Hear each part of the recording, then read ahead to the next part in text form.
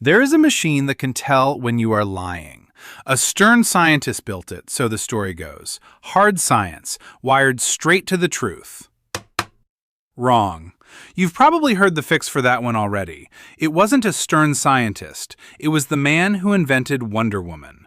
William Moulton Marston, psychologist, lawyer, and in 1941, her creator. Neat story, widely shared, also wrong.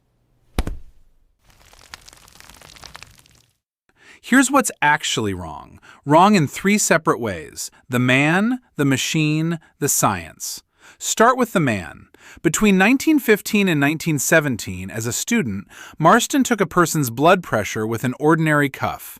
Inflate, ask a question, read the number, deflate, ask another. One number at a time, written down by hand. He wrote it up as a scientific paper in 1917 and later turned it into his own Harvard doctorate. But that's all it was. No continuous record, no machine of his own. A cuff, a question, and a notebook. 15 years later, Marston was still leaning on it. In 1938, he strapped men to that same cuff test on camera to prove one razor blade beat another for a magazine advert. Then he wrote his own book about his own test. That's the man. Now the machine. That part isn't Marston at all. In 1921, a Berkeley, California police officer named John Larson built the actual thing. His chief, a reformer named August Vollmer, wanted proof that didn't rely on somebody's gut. So Larson built one machine that recorded blood pressure, pulse, and breathing, all three continuously on one strip of paper while someone was being questioned. Marston took snapshots. Larson built something that never stopped watching. A cuff and a notebook is not a lie detector. A polygraph is. Larson's machine went to work within months on a string of thefts at a Berkeley women's dorm at Vollmer's suggestion. But Larson didn't sell it. He kept working it like a scientist. The man who actually turned it into a business was his own teenage assistant, Leonarde Keeler. Over the next decade, he shrank Larson's lab instrument down into a portable inked box, the version police departments actually bought. By 1935, that box was in an actual courtroom for the first time in Portage, Wisconsin. 3 years later, Keeler wired in a third channel, skin conductivity, onto the same moving trace. Larson watched all of it happen and spent the rest of his life furious about it.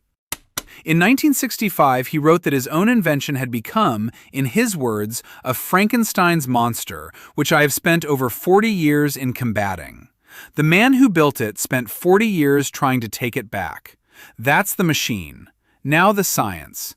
This is the part that actually matters. In 2003, a panel of scientists reviewed every decent study on the polygraph they could find. Their verdict? For one specific question, did you do this one thing, it does better than random guessing. Well above chance, well below perfect. And for the broad stuff, have you ever done anything disloyal? The panel said accuracy drops enough that it shouldn't be trusted for that job at all. Doesn't matter. The U.S. still runs it on job applicants at federal agencies and most police departments. The UK mandates it for high-risk offenders released on license. In neither country is a single one of those results allowed as proof in front of a jury. And that part isn't new. In 1922, a man named James Frye was on trial for murder in Washington, D.C. Marston gave Frye his cuff test and concluded he was telling the truth. His lawyers tried to put Marston on the stand to say so. The judge said no, not because the test cleared him, because the test wasn't science yet. In 1923, the appeals court agreed and wrote a rule to cover every case after it. New science needs general acceptance before a court will believe it. The cuff, the machine, thrown out. That single ruling governed what counted as scientific evidence in American courts for the next 70 years. A blood pressure cuff got thrown out of a courtroom for not being science, and by accident wrote the rule book for what counts as science. Still in your job interview, still not allowed near a jury. Nobody involved in building it trusted it by the end either. That's the whole thing.